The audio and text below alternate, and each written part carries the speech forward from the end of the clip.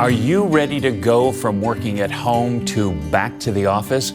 A new survey by Robert Half finds 1 in 3 professionals would look for a new job if they were required to return to the office full time. Now, that might seem pretty drastic, but Erin Sullivan is here this morning with the reasons behind all that. Welcome, Erin. Thank you, Joe. Good morning. It is always good to see you. So why are so many workers reluctant to return to the workplace? You know, we have been remote now. Most employees have been remote or haven't been at work in over a year now. So there's definitely that hesitancy to return as we've learned to get comfortable not having to be at the workplace. And so are they making more demands now on their employer?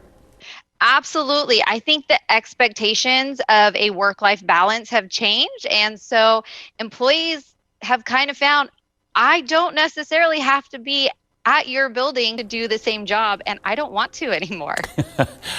That's pretty bold on the, the side of employees, kind of against their employers. So what are employers doing to make it a little bit easier to welcome back those employees? You know, I think employers have really had to look at how can we rearrange and revamp. We talked about the last year getting into this new normal, and that's a reality. The new normal is going to stick. So really looking at what are the requirements. Can we have a 4-10 workday where employees get Friday off, or let each employee determine their own schedule, or a hybrid of in the office some days and out of the office others? It's really the high demands that employees are asking for these days. And we keep hearing stories of people who are actually hiring that are now finding it hard to get employees. What's up with that? Employees are just finding that they've been comfortable working at home. They've gotten into a routine. They've found that some of it, they get to not, avoid that commute, avoid that 30-minute, 45-minute commute and spend that time with your family. And that's precious to them. I think a lot of employees have realized what's important to them in a work-life balance over the past year, and they're not going to give it up or sacrifice it to return to work. And so what does this do about productivity, from the employer standpoint? Are they finding that because somebody's working from home, they're actually, on the job more? Or not? Unfortunately, absolutely. Almost 50% of employees in our recent survey by Robert Half have showed that employees are either working more than 8 hours a day or working weekends. So there is that risk of burnout as well.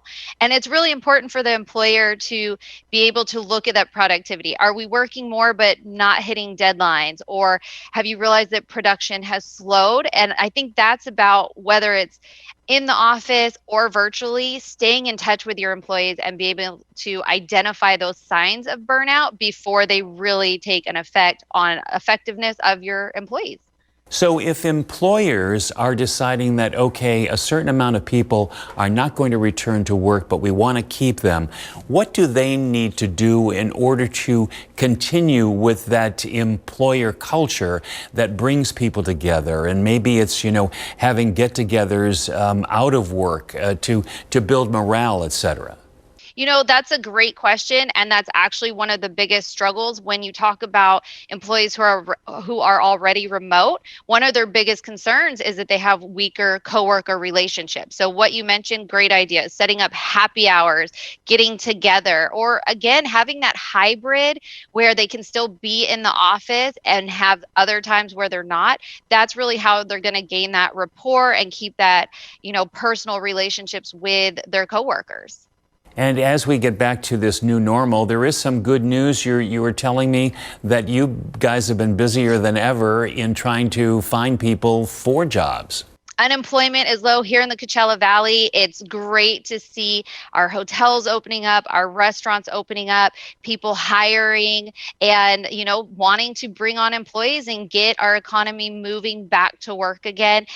Definitely seeing a lot of hiring and new opportunities opening up, especially here in the Coachella Valley. That is a great note to end this session with. Thank you so much, Erin, as always. It's good to see you again. Thank you as well. Have a great day. And stay right there. We'll be right back.